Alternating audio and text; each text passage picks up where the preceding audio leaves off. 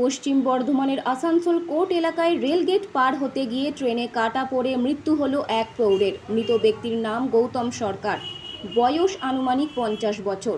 তিনি চেলিডাঙ্গা অঞ্চলের বাসিন্দা এবং মানসিক ভারসাম্যহীন ছিলেন বলে জানা গিয়েছে।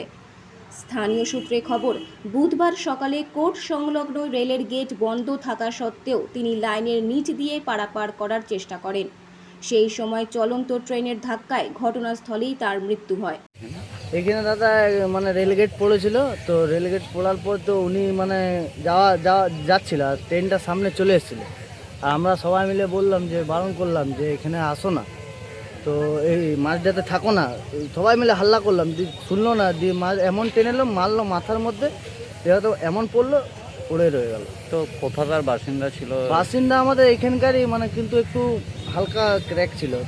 কি নাম ছিল ভদ্রলোক? নাম ছিল, নামটা তো বলতে পারছি না, তো নামটা আমি ভালো করে জানি না, বাবু বলে নাহলে কি একটা নাম ছিল, নামটা ভালো করে জানি না, কিন্তু একটু হালকা ছিল।